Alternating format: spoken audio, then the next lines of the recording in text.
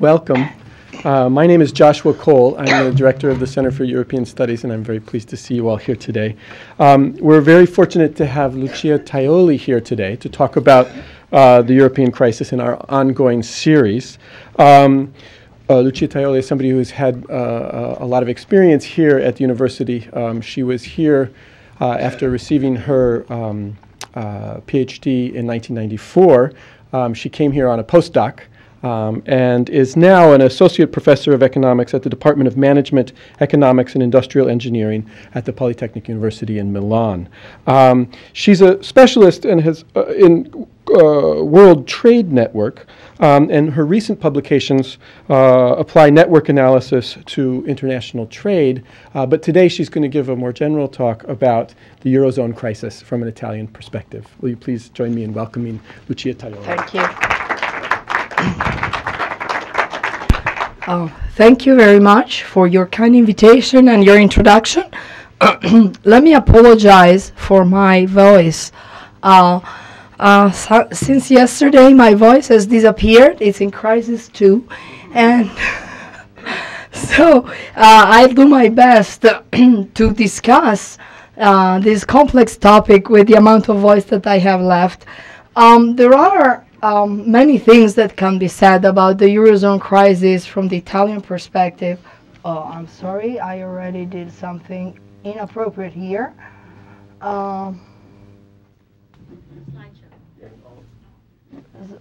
Slideshow.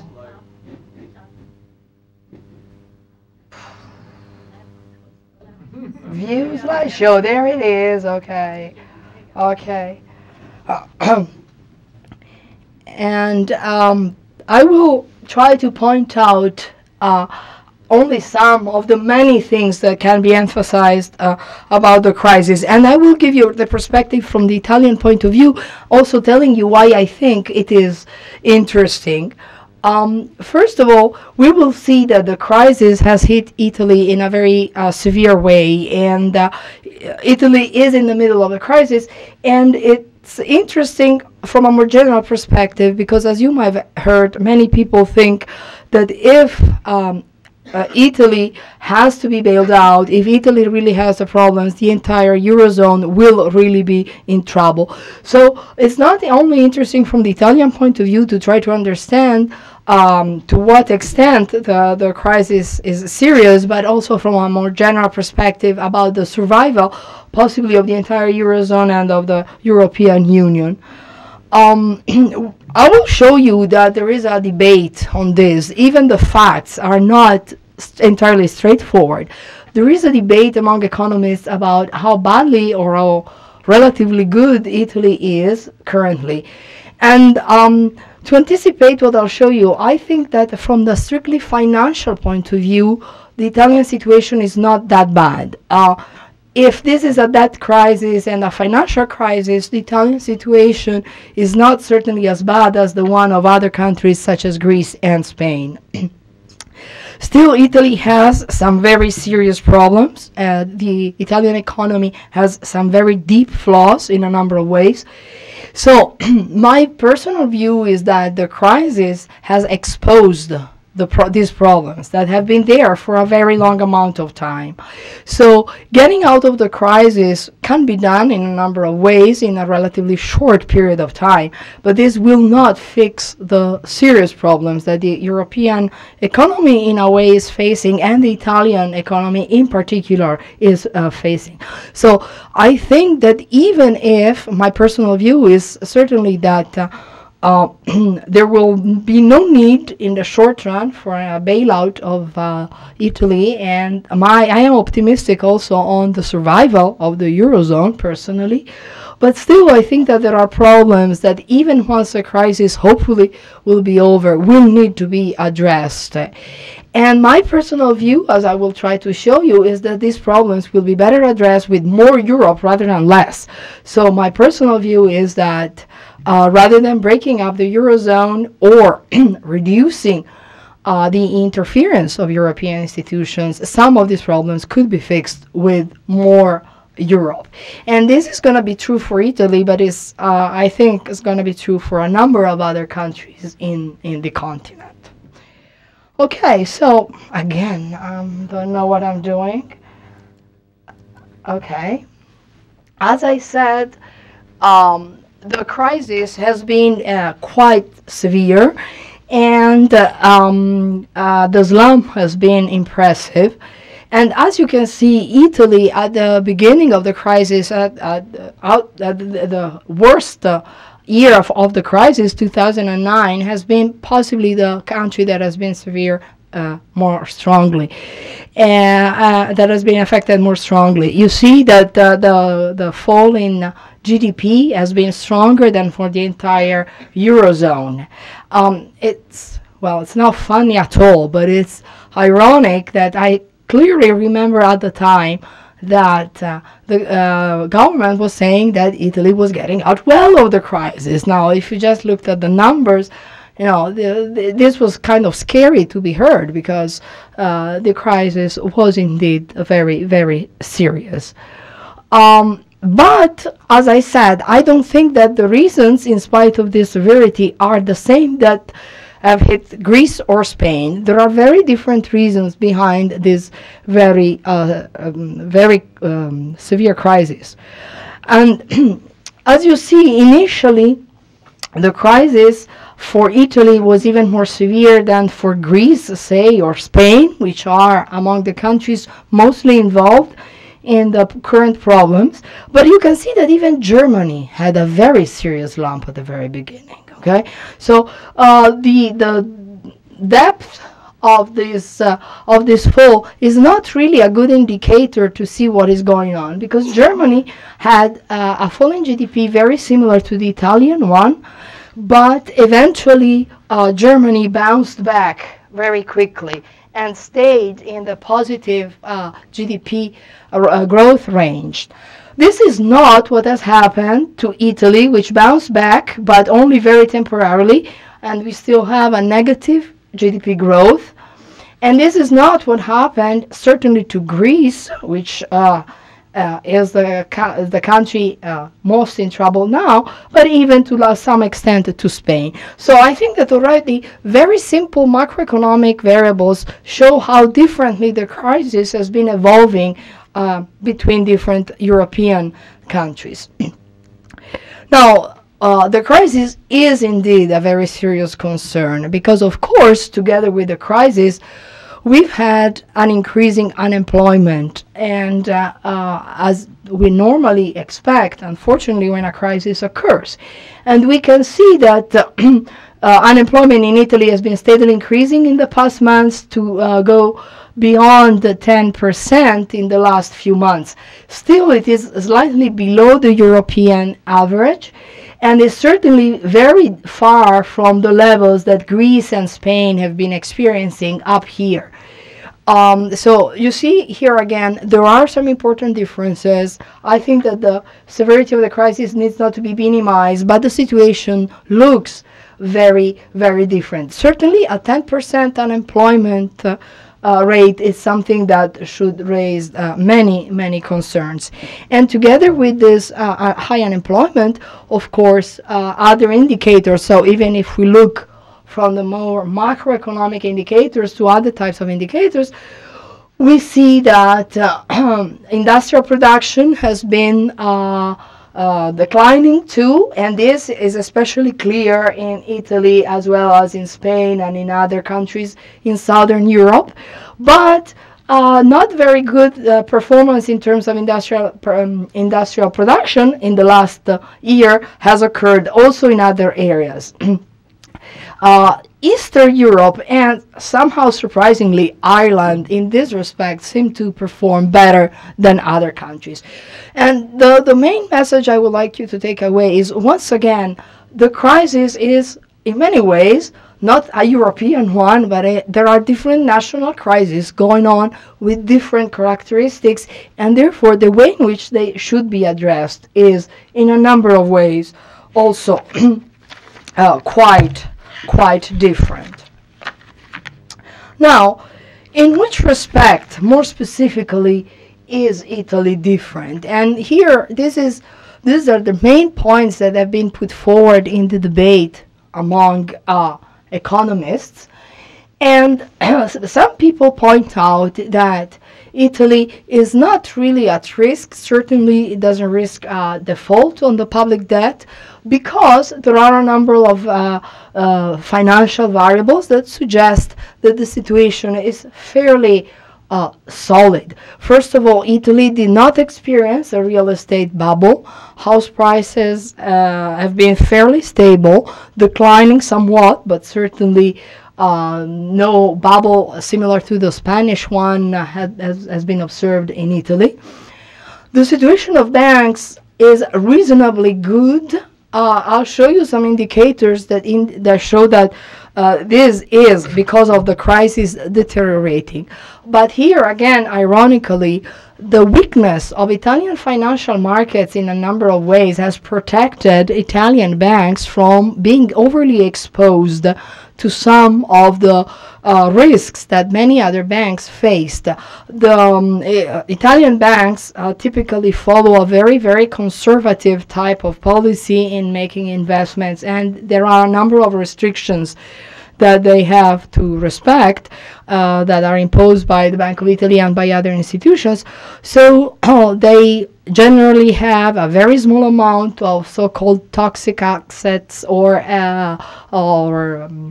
derivatives and other types of financial assets that have been cause of troubles for many other banks. Something that Italian banks hold to a fairly large amount are, of course, government bonds. And this is where everything could become dangerous, in the sense that, of course, Italian banks are not overexposed with respect to other financial assets, but certainly have a large amount of government bonds. So if a government crisis starts, this will hit banks, and it will be even more difficult to sell government bonds, and this can become a dangerous loop.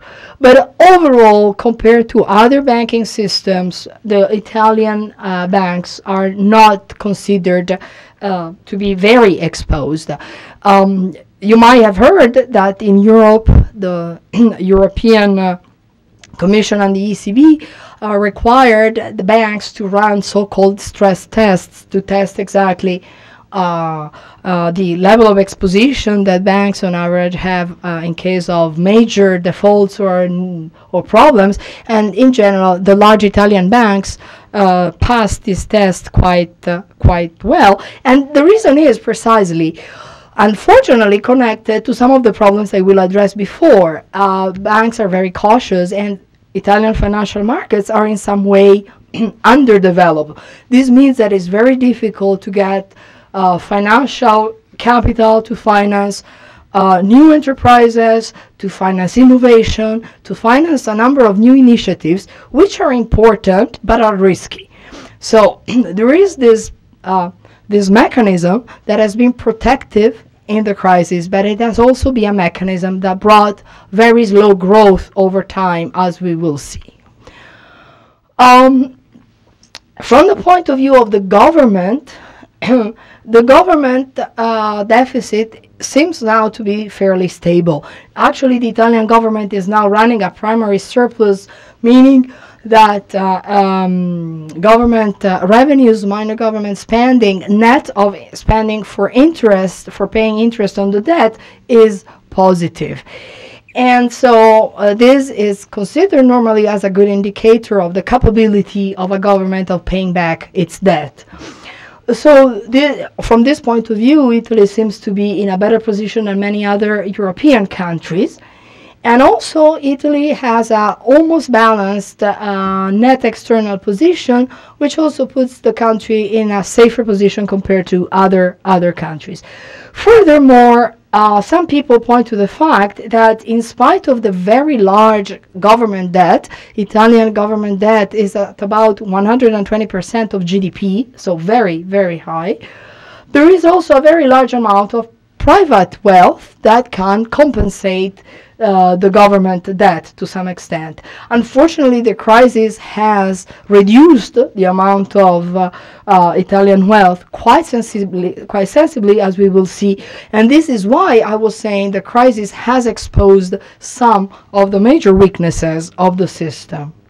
So these are the positive points. And you see, many economists are saying, look at these variables.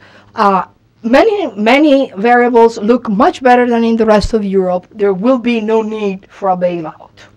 Well, others do not share this view. Even some Italian economists do not share these views. It's not that the Italian economists are all on the positive side and the rest of Europe is on the negative side. In fact, the point about a financial crisis is you should be able to borrow money on the market. And if you cannot, there might be reasons, different reasons why you can't, but if you cannot, you are facing a crisis. So some economists point to the fact that independently from the fairly good fundamentals in the Italian economy, the Italian government seriously faced at sometimes problems when issuing new debt. So if this is the case, you should come to terms with the fact that a crisis does exist and something needs to be done about it. Why is it difficult? It has been difficult, especially in the past months, for the Italian government to issue new debts at reasonable interest rates. Well, first of all, as I mentioned, there is a very high debt load. 120% of GDP is something that makes investors cautious about the possibility of paying back all this debt. And this comes, as I said already, together with a very low growth rate for many years.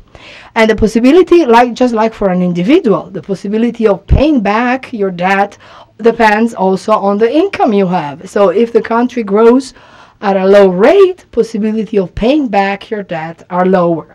So this combination of a very large outstanding debt with a very low growth rate made markets very nervous in a period in which financial tensions were increasing on the European market.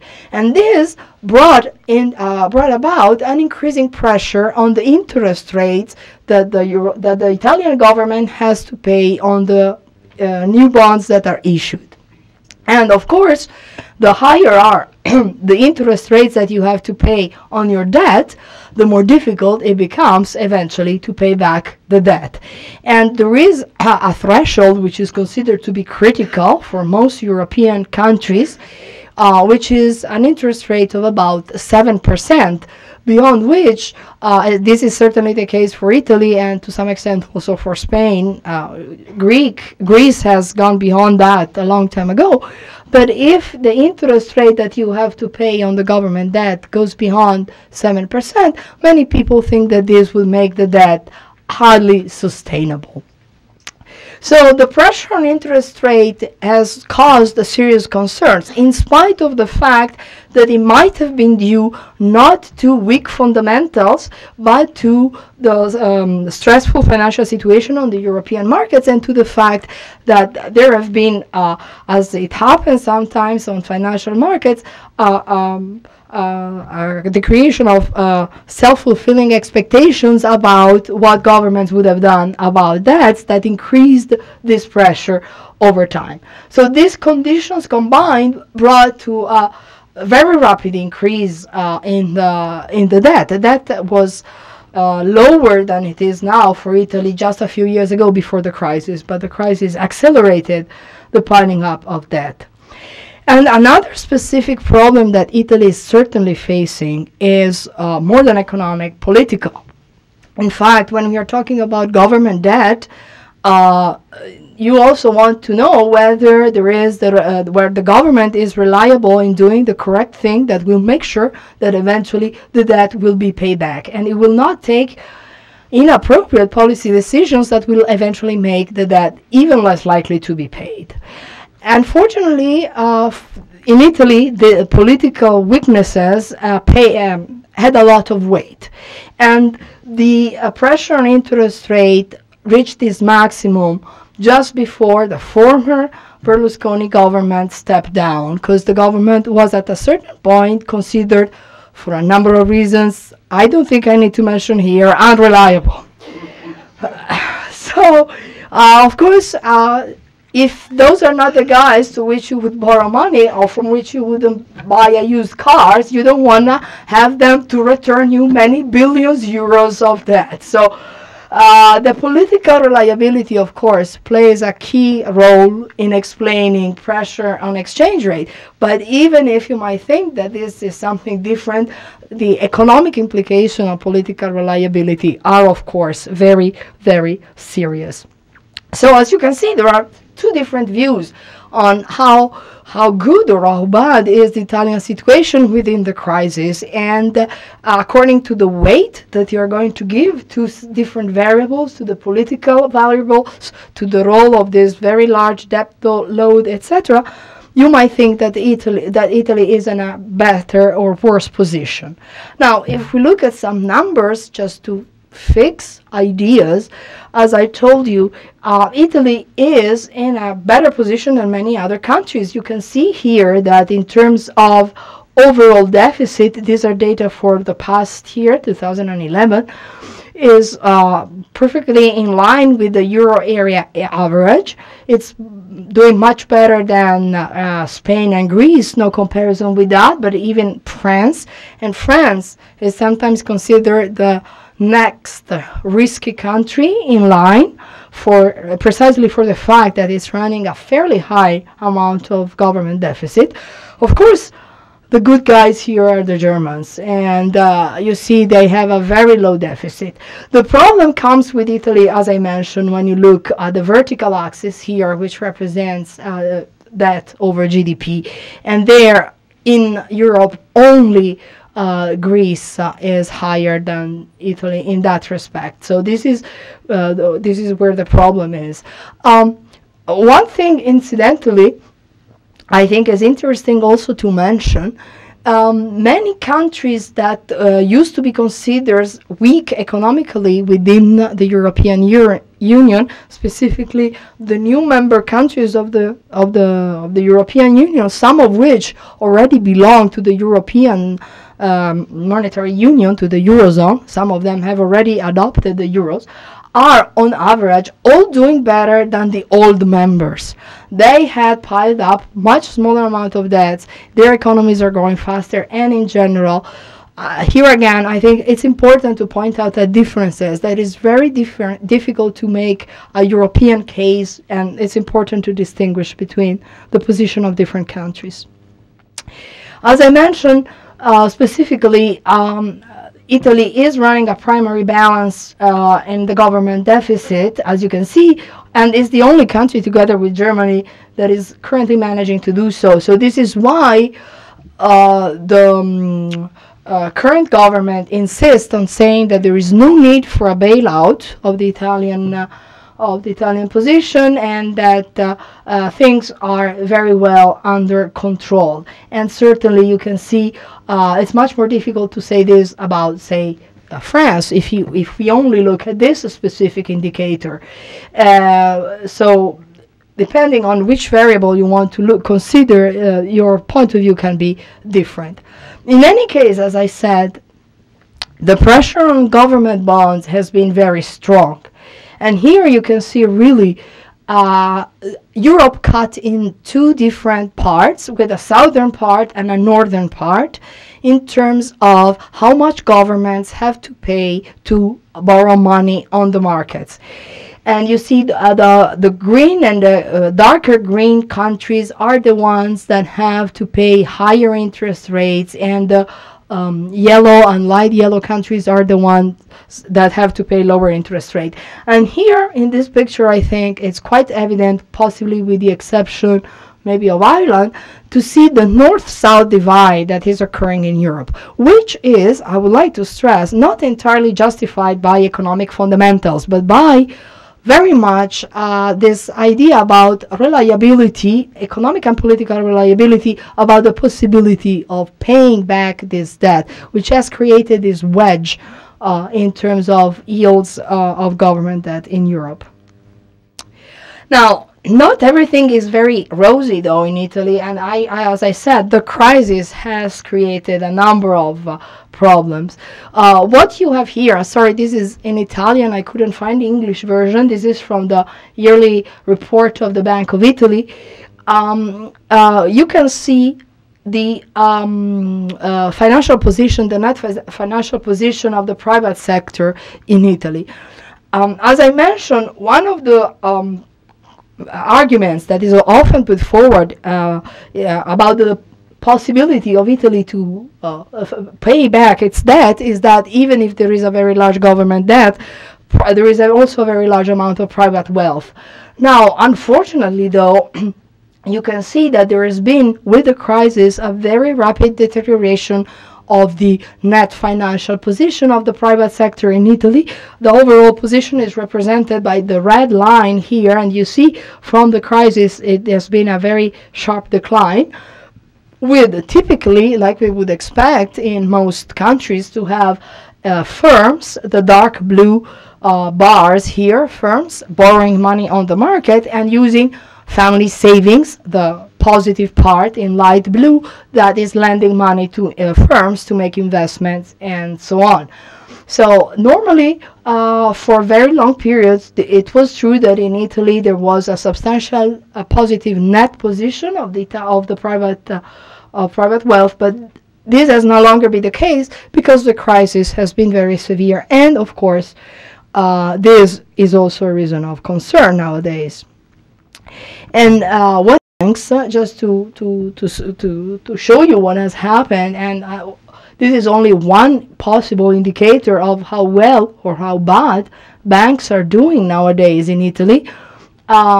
This is the percentage of this is one of the variables used to measure exposure of banks, the percentage of bank loans that are not paid back. And you can see clearly the effect of the crisis here, with the very rapid increase in the percentage of loans that are not paid back to banks. Still, you can see that we are very far away even from the situation that we could observe in the early 90s.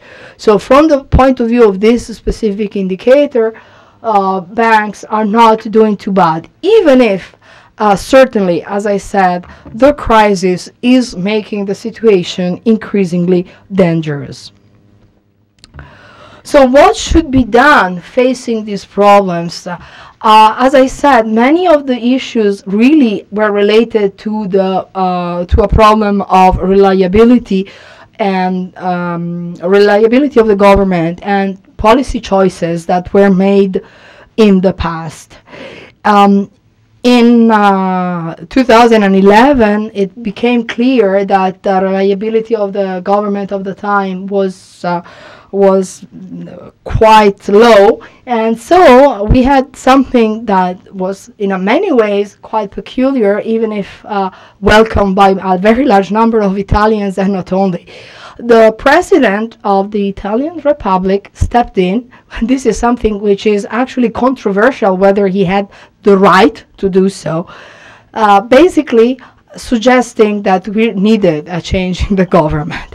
Of course, the procedure was perfectly legal. Don't think that we had anything resembling a coup d'etat or anything of the like, because what happened was that the former Berlusconi government went for a vote to the parliament and got a negative vote and had to, was actually suggested to leave at that point. Don't even try again by the president, which, according to some people, did something that was not really in his ordinary mandate, but at that point was felt to be necessary. And he appointed as a prime minister that still had to receive parliament approval, because it's not only the president that decides who's the prime minister and the government needs to be voted by the parliament, and appointed someone that had never been in politics before, precisely with the idea of having a complete change in the situation and in the image also that the Italian government had on the market. And he appointed a very distinguished fellow, which was my professor of macroeconomics, by the way, whose name Mario Monti, and he had been not only my professor of macroeconomics, but also commissioner at the European Commission for a very long period of time, and he had gained a very good reputation at being able to deal with difficult policy issues, and especially being able to deal with European institutions and other European leaders, which was something that was really badly needed at the time, because if the problem was a problem of reliability, having a figure that could discuss properly issues vis-a-vis with the other European leaders, with Angela Merkel or with the French president, it was very important that this person had this type of position. So we have seen that there was a rapid market reaction from this action, which was to some even surprising. You can see, as I mentioned, one way to measure the trust that markets have in the capability of a government to pay back debt is given by how high is the yield on government bonds that are issued. Now you see here the entrance of the new Monti government, and you see what happens to the yields. This is the purple line that you see here, a very rapid drop. Nothing had been done yet. No reform had been put forward almost, but this was the effect of the change in government, in spite of the fact that this was the 61st Italian government since World War II. So, political reliability has not always been really a good point in the country. But anyway, besides this image of change, of a turn point that this change in government gave, what did the government do? Now, they came up with a very important program of reforms. Something that I should stress is that not only the prime minister is considered a technician, as it is called, and not a political figure, but most of the other ministers that he recruited for the government are not coming from, well, none of them is coming from politics directly. A very large number of people come from academia and from other positions that have nothing to do with politics. And the idea was, we are not going to be pressured too much by the idea of being re-elected in a short period of time. We can do what should be best for the country. And so they started to put forward a number of important reforms, which are probably very much needed in the country.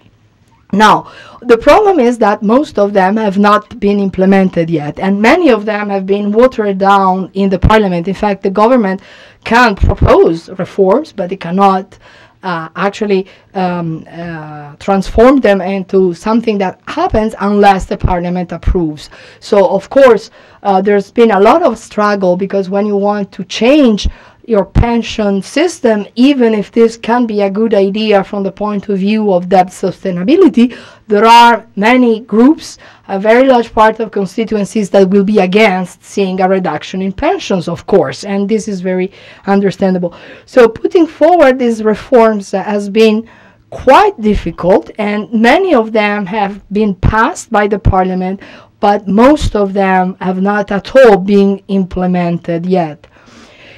So the situation, even if from the point of view of overall reliability has changed, it has not yet changed very much in the fundamentals. And what is the impact that these reforms should have? Some have worked out that the impact of these reforms, once they will be implemented, will be in fact negative in the short term. Like I'm sure most of you are aware of, there is a lot of talk about whether austerity measures are useful or not, whether they are a good idea or not. Well, this is the type of issue that Italy is also facing. The way to reduce the amount of deficit, and especially the amount of debt, is to cut down on public spending and possibly increase tax rates and so on. These are all measures that might increase the financial position of the government, but are certainly not helping the economy in the short run, because they are cutting aggregate demand quite deeply. So every calculation that has been done shows quite clearly that the short run impact of these reforms is going to be overall negative. But of course, it should be positive in the longer term. And this is why, theoretically, a government that is not running for re-election in a few months should be able to put forward this type of reforms, because it doesn't need to have a short-term political dividend, theoretically. This is the idea behind this type of reforms. Still, of course, the issue of short-run sustainability and market pressure still exist. And in fact, we have seen this because if I go back to the graph I showed you before, after the initial honeymoon with the Monti government that markets had with the Monti government, is a very large drop initially, things started to change quite rapidly again, because what was effectively done was not very clear, and the idea that any reform could have been eventually changed with the election coming up in Italy next spring became very serious. So you see, there has been a new pressure from the markets on government yields for Italy. Now, it's true that one thing happened, which is believed to be important here. Still, the yield of the Italian government bonds remained beneath the Spanish one. The yellow line in this graph represents yields on Spanish government bonds. And you see the change in the position, in the risk assessment of the position of the two countries has occurred. And so this gives some hints to the idea that some more reliability, some more that has become more manageable for Italy.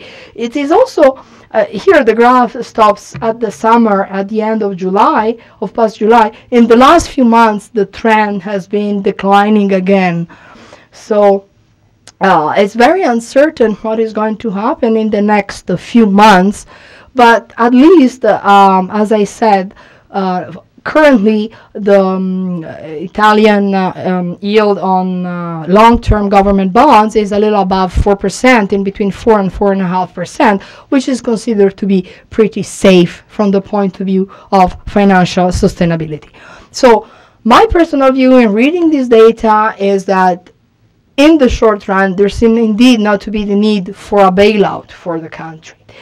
This doesn't mean at all, though, that I think that we can go home and relax, because this is not the case. Unfortunately, even if the crisis will be over because markets will stabilize, European institutions will find a way to calm down markets and reassure everyone that the euro will not break up, etc., etc., the fundamental problems that the Italian economy is facing are still there. And besides these ups and downs that we observe when we look at financial markets, these problems remain. In fact, what I've been telling you and the numbers and the figures I showed you refer to the last few months or the last 2 or 3 years. Problems about the Italian economy have been much more long-lasting than this. You can see in this picture, way before the current crisis, what was going on in Italy. As I mentioned, Italy had for more than a decade a very serious problem in terms of macroeconomic performance. Italy has been growing very slow. This is also, as I mentioned, part of the financial problem that is facing, but besides that, this very low growth has created a number of problems, and especially in comparison terms with the entire euro area or with the US or with the UK, you see that Italy really had miserable growth performance. Now, some people think that this very rapid growth, in fact, in the UK and US was in part a bubble that eventually exploded when the financial crisis exploded. This might be in part true. This might have partly driven by financial markets that were overpriced, etc., etc. But certainly, even if we compare it with the rest of the euro area, certainly we see that Italy has been growing very low in the past decade. And why this low growth? Low growth essentially is related to the fact that if we look at productivity numbers, we see that Italy has shown stagnating productivity exactly for the same period of time. These are productivity measures over a very long period of time. And you see that the performance of Italy was not that bad compared to the European one for a long period of time. This is labor productivity only, so these numbers should be read with caution. But still, you see the performance in terms of productivity growth has kept the pace with the European situation for a long period of time. But then all of a sudden something happened. When a number of things in the world economy and possibly also in some technologies changed, Italy did not keep up the pace. The internet revolution occurred in Italy to a very small extent compared to a number of other countries. And many small firms that characterize the Italian industrial structure have not been able to keep up with the pace of globalization. The number of firms that have the size and capability in Italy of, say, selling to China is very, very small compared to what happens in a number of other European countries, because those markets are very difficult to reach. Too costly to the organization to reach them is too costly for small enterprises with 10, 15 people, none of them speaking a foreign language possibly, and so on. So clearly, as the pace of the world economy and some technological innovations appeared, the Italian economy seemed to face a number of problems in keeping up with this pace. And one of the things needed to increase productivity and to keep up with the pace of changing economies is, of course, to make investments. It's not, believe me, that Italian workers are unproductive because they enjoy spending time at the beach. They might, of course, but if you look at working hours are in line with working hours elsewhere in Europe, even in Germany. But if the rate of investment is very low, workers' productivity will, of course, remain very low. Part of the problem, as I said, is something that has shielded Italy from some of the consequences of the financial turmoil in the last few years. Financial markets are very conservative in Italy, and this doesn't help investors, of course. But this is one of the problems that we are facing. And there are other problems that have been characterizing the Italian economy for a very long time, and are very, very serious problems. And have nothing to do with the crisis, as I said. The crisis made them worse, but those are things that needs to be fixed independently from the crisis.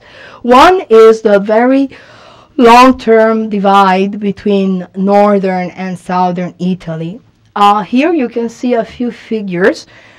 This is Italian GDP in 2009, broken down by large geographical areas. And we have northwest and northeast, the blue and the red areas that alone amount for over 50% of the entire GDP of the country, with the south and the islands, Sicily and Sardinia, accounting for about a quarter, not even a quarter of the Italian GDP, having more than a third of the population of the country. And even in per capita terms, in fact, you can see these very large differences. Italian GDP per capita is approximately 25,000 euros a year, but while northeast and northwest parts of the country have income per capita which is above European averages, and they are among the richest areas in Europe, southern part of Italy has a GDP level which is 25% below the European average, which is, of course, a very large gap. This means that there is a very large amount of resources of the country which are underproductive, underused, and there are many reasons for this, but certainly this is something that has not helped Italian growth especially when when economic growth required, as I said, to keep up with global markets, new technologies, and the like. And another concern about the Italian economic situation, which I think is related with this stagnating productivity that we have observed, is a problem in terms of lack of adequate human capital. And I'm not saying this because I teach at the university. I know this might sound self-interest, but there aren't enough people enrolled in Italian universities. And the figures, I think, show this quite clearly. This is the last report by the OECD on education attainment in a number of countries, in OECD countries, which are the relatively rich countries in the world. And you can see here are two figures: the percentage of people between 25 and 64 that have attained at least upper secondary education, that would be a high school degree. And you see that in Italy this is only a little above half of the population, which is really a low number. And if we look at tertiary education, that would be a college degree of some sort, you see that the percentage is also very, very low. Now, of course, you might think that this can also have to do with the age composition of the group. I didn't report the figures here, but if we look at only the young people group, so assuming that in the past many people were not getting higher education for a number of reasons, even if we look only at people below 30 years, or people up to 30 years old, the percentage, of course, increases, but is below European and OECD averages. The weird, just a clarification, the EU 21, which is a weird number, refers to the number of countries in the European Union belonging to the OECD. That's why the OECD computes this figure. But you can take it as an approximation for the European Union average as a whole. So there is a very large gap to fill there. And I think that this gap has become more important because of the recent changes in the world economy. Now, the last point that I wanted to make is, given these problems, which I think are very serious, what should the Italian government, the Italian people do about it? And will belonging to the European Union help in solving this problem, or would it be better, as for instance some people suggest, for Greece, would it be better to leave the Eurozone or even the European Union? And even some people in Italy, some specific parties suggest that we should drop the euro, leave the European Union, too many constraints and too much bureaucracy and so on and so forth. Actually, I think that this would be a very, very bad idea for Italy. And not only. I think that in the past there are very, very clear indications that belonging to an integrated European economic area has helped Italy to grow a lot. And one of the reasons is precisely the very large presence of small and medium firms in Italy, for whom foreign market access could have been difficult if barriers of many kinds existed. So the fact of having privileged access without having to overcome specific issues and barriers and problems helped to internationalize even very small firms with only 10 employees or run by a family group and so on. Certainly, this type of situation has helped the very high growth rate that Italy has experienced in the early phases of the European Union in the 50s and in the 60s. It helped again during the 80s with the creation of the Single Market Program, because something that is indeed a burden for especially small enterprises is having to face a bunch of different regulations, permissions to establish themselves in foreign markets and so on. The fact of the possibility of treating the European market as one has certainly helped during the 80s and the early 90s small firms in Italy very much.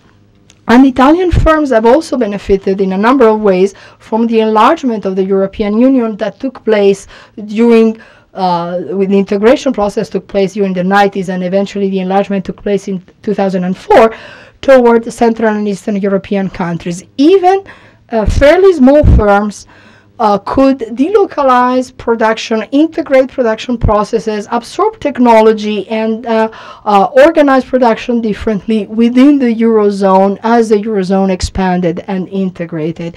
And there is a lot of evidence in this. So from the point of view of spurring economic growth, the European Union has certainly been very important for Italy. On the macroeconomic side, there have been huge benefits from joining the euro area. This can be seen immediately when looking at inflation and interest rate data. Italy has been for a very long time a country with a very high level of inflation. Double-digit inflation was the norm for over 20 years, for nearly 20 years in Italy. But the fact of joining the euro has cut very much inflation rates and possibly also inflation expectations to a very large extent. And the mindset of people is starting to change in that respect too. And the cut in interest rate has, of course, helped very much to keep government debt under control and payment on that debt under control. The figures are very clear. You see the spectacular drop in inflation rate that we observe in the process of joining the euro. The decision of creating a single currency was made in Maastricht in 1993, and it was mentioned at the time that only qualified countries would have joined, and among the criterion for qualifying was a sufficiently low inflation rate. So countries really tried to curb inflation to meet that criterion, and this is what Italy did. It was not an easy period because to curb down inflation so rapidly was not that easy, but you see that from then on there's been really a change in the order of magnitude of inflation.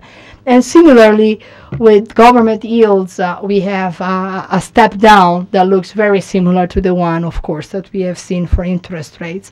Why did this happen? Why did the belonging to the European Union helped so much from the microeconomic point of view and from the macroeconomic point of view, the Italian economic performance? Well, this again has partly to do also with an issue of reliability. There was a very famous article in the late 80s written by two Italian economists that was titled "The Advantage of Tying One's Hands." And what is the advantage of tying one's hands? What they were showing was precisely this, that given the low reliability, especially in terms of fighting inflation, curbing debt, and so on, that the Italian government had displayed in the past, the fact of being binded by a European agreement to do that was in fact helpful. Of course, we can discuss whether this reduction in national sovereignty is paid off by the macroeconomic gains that we have observed, and this is still debated nowadays. But certainly, if policy reliability is not very high, for a country like Italy, it has been helpful in the past to have some of its policies dictated by a sovereign institution like the European Union. And this is the point that these two economists were making in this piece. Now, is this still true? I mean, is it still the case that having your economic policies dictated by Brussels, assuming that this is the case, and this is also debatable, of course, is this still important, and the payoff is still that large? Of course, this is another issue that is very much under discussion nowadays in Europe, and in Italy too.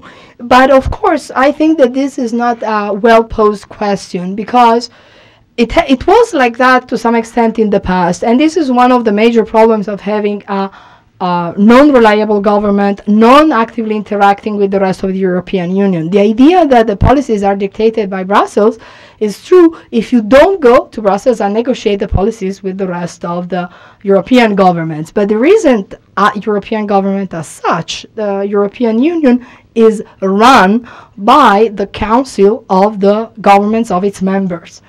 And so if there isn't a sovereign entity that directly imposes, of course, we have heard in the last months that much of what has been discussed, the agenda has been dictated especially by Germany and France, that being the largest economies in the Eurozone, have tried very much to push policies in the direction they preferred. But of course, this happened, this is my view, this happened also because Italy for many years has stepped back and did not reacted to this type, did not participate actively to this type of discussion. Now, one way to look at the payoff, this is of course only a very simplistic type of indicator, one way to look at the payoff of staying in the European Union, I think, is still the one that has helped in the past growth. And see, Italy is still a country that exports a lot. It's still a country that is very open. You can see in this graph market shares, world market shares for a number of European countries and for the USA. And you can see that most advanced countries experienced a decline, which is largely due to the increase of the market share of emerging countries such as China and India, which has not directly to do with their own performance. But you can also see that, you know, the amount of trade occurring for these countries is still very large, and Italy, compared, say, for instance, to the United States, is a much more open country and has experienced a decline in its presence on international market, like all other European countries, by the way, much smaller than what happened for other countries. So if one of the benefits, for instance, of belonging to the European Union and keeping the euro has to do with the possibility of trading easily with the rest of Europe and with the rest of the world, these figures show that this has not changed very much in the past years. This gain, this significant gain to be obtained by introducing a common currency and having an economic integrated area are more or less the same that we were facing 10 years ago. And there is no reason to think that this is creating, from the point of view of international trade, specific problems for Italy. As I mentioned already before, Italy has a fairly balanced trade position, in spite of the fact, by the way, of being a very large energy importer. Italy has a very high dependence on foreign energy resources, and therefore it has to export to pay back for the large amount of oil it needs to import. And it managed to do so, and its international exposition is still very high. It would be a very bad idea, I think, to recede from Europe, given this level of openness and this level of dependence on international markets. And a very large share for all European countries of this trade does occur within the European Union. This is the share of trade that of foreign trade of European Union countries and Euro area countries that occurs within the same area. So you see, this is a very large share. So I think that the cost, and I'm looking only at the most, the type of cost which has been discussed a number of times, and the type of benefit by introducing the euro and the European Union that has been put forward a number of times, this will certainly be huge, and nothing has changed in this respect in the last few years. So, of course, the fact that some problems, and more than some probably, have arisen in Europe, in spite of the fact that I think that the reasons for belonging to the European Union have not changed over time, has created quite a lot of discontent about belonging to the European Union in Italy like elsewhere. this is a survey, a poll that was made by one of the major Italian newspapers about the level of trust that Italians have in the European Union. And you can see, typically Italians have been very pro-Europe, very much, and their level of trust toward the European Union has been very high for very much. But the crisis and the current situation, the perception of being pushed around by Brussels or by Germany, have created clearly a very big step down in this level of trust. And well, this is according to the political arena, the level of distrust, and we see that unexpectedly, in fact, but according to some views, center-left parties turned out to be more pro-Europe than center-right party, which is somehow unexpected, because you would expect, to the extent that center-right party might represent firms and industries, they would have more to gain by a integrated Europe. So this is somehow strange, and I think has a lot to do with the way in which European institutions are presented to Italian citizens.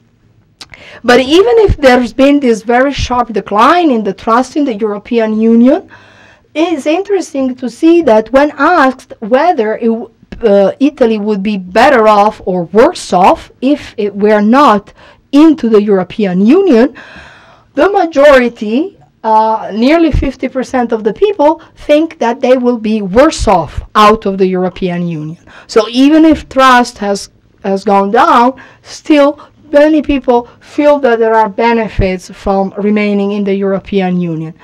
Something very similar is occurring for the rest of Europe. Those data refer to a poll recently made in Italy.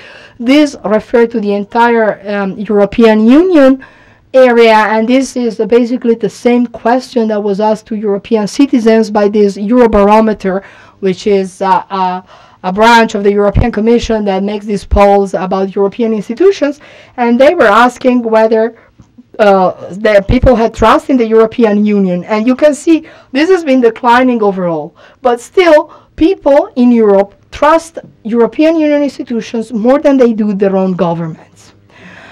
Because the yellow and the yellow and orange line refer to trust in national institutions, and you see this is still lower than the European one. So I think this is an interesting point.